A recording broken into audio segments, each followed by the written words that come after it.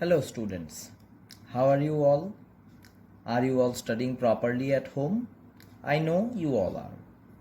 Hope the last video was helpful in understanding the explained topics. Today I am back again with the explanation of some more topics from the chapter. Let's start. Today our topic of discussion is refraction of light. The bending of light when it moves from one medium to another medium of varying density is called refraction.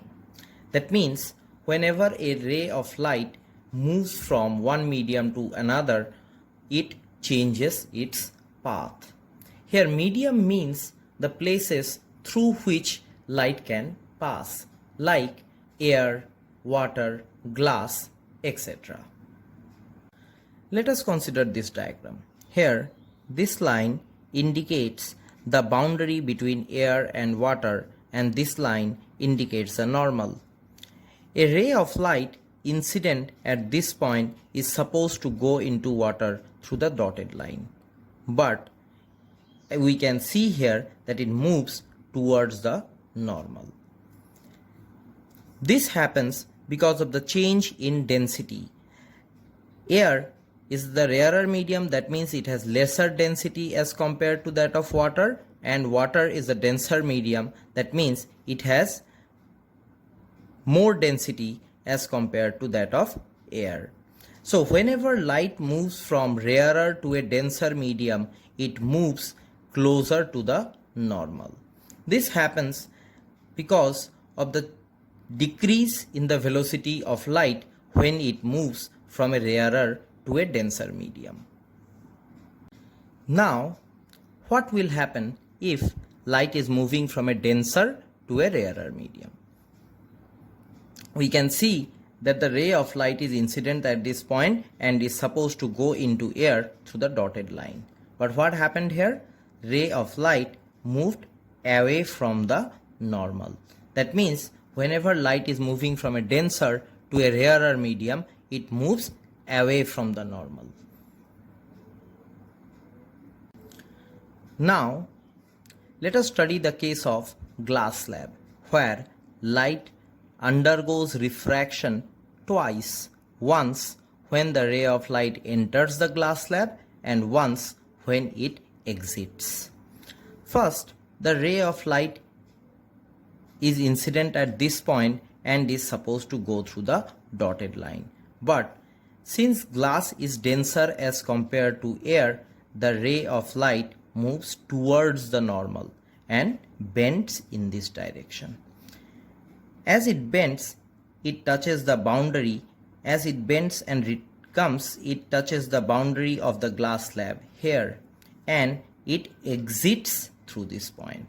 While exiting, we can see ray of light is moving from glass to air. That is, it is moving from a denser to a rarer medium.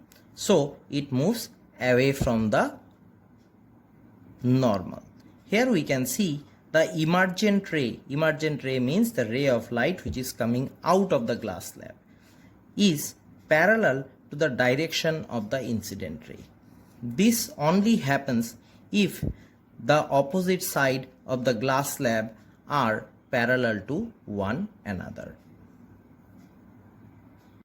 Now, let us move on to the laws of refraction of light.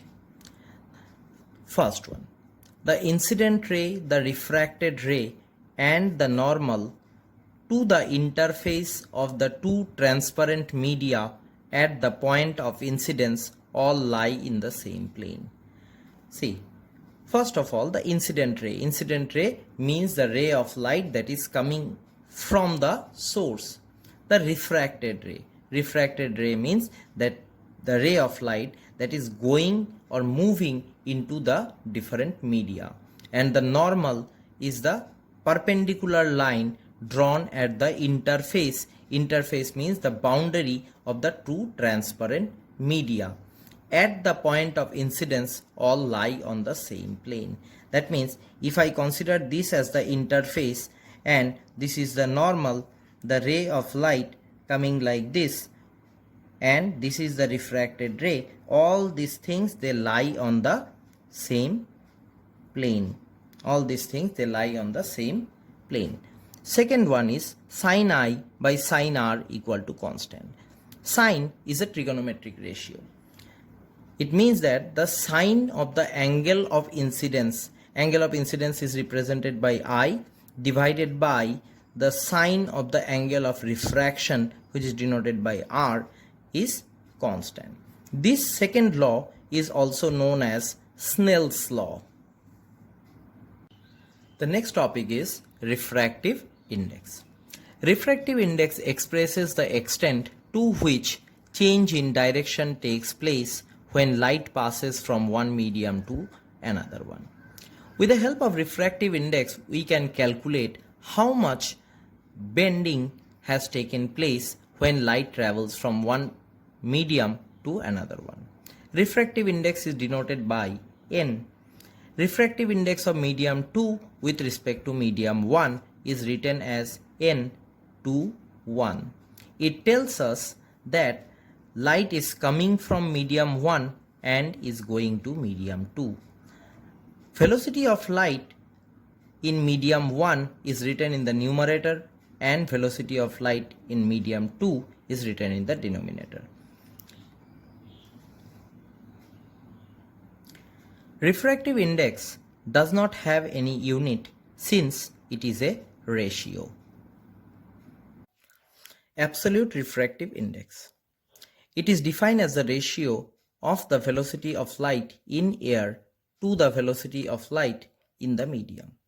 For example, absolute refractive index of water is written as N equal to C by V, where C represents velocity of light in air and V represents velocity of light in water. We should also know that absolute refractive index is always greater than 1. Today we have learned about refraction of light through a glass slab, laws of refraction, refractive index, and absolute refractive index. Hope this is useful for you in understanding the explained topics. Meet you next week. Take care and stay safe.